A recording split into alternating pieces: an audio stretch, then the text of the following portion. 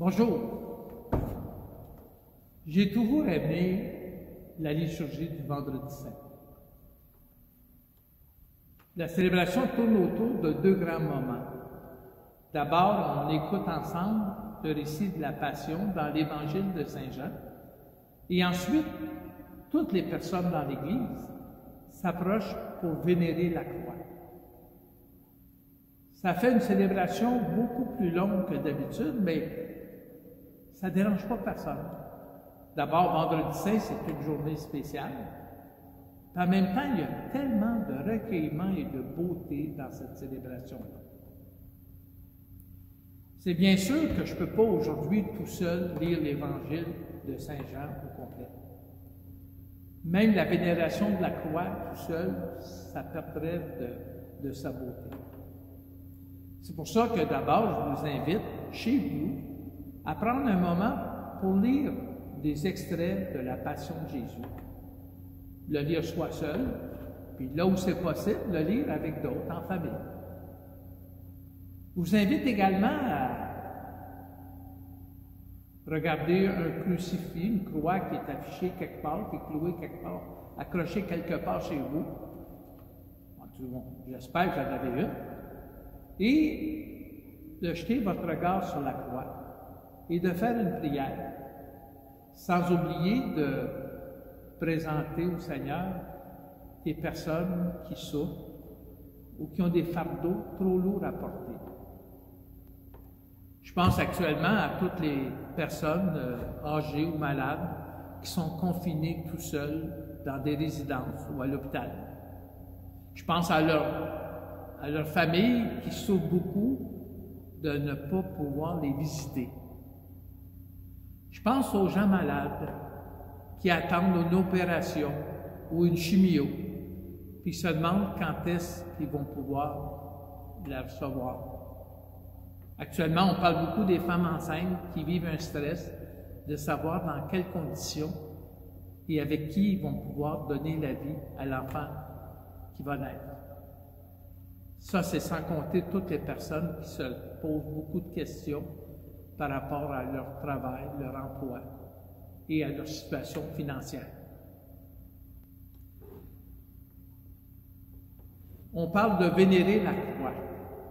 C'est sûr que la croix, c'est le signe de notre identité chrétienne. Mais la croix, ça symbolise également la souffrance, la douleur et la mort. Puis ça, on n'a pas le goût de vénérer ça. C'est pas tellement populaire parmi nous. Mais en même temps, on ne peut pas y échapper à la croix.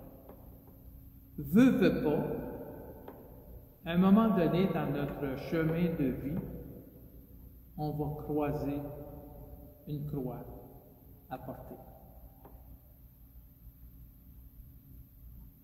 Vous vous rappelez que le Vendredi Saint nous rappelle que Jésus aussi a porté la croix.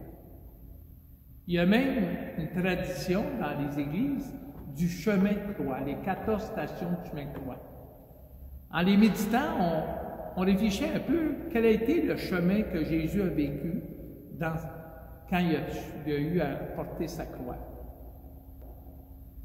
Bon, la première chose qu'on apprend, c'est que c'est pas juste. Il ne méritait pas ça, Jésus, de porter la croix.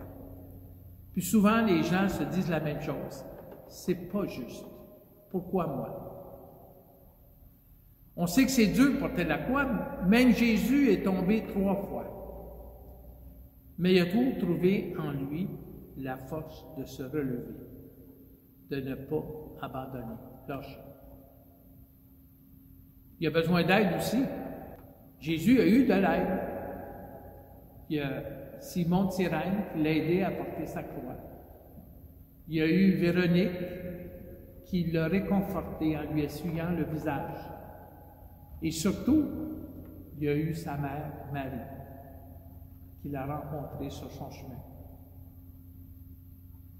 La 14e station, qui était la fin du chemin de croix, c'est Jésus qui est mis au tombeau.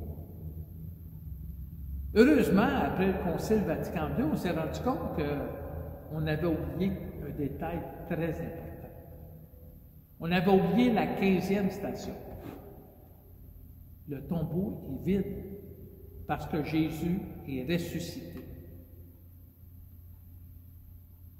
Le Vendredi saint nous enseigne un message très, très important. C'est que la croix n'est pas seulement un signe de douleur, de souffrance et de mort.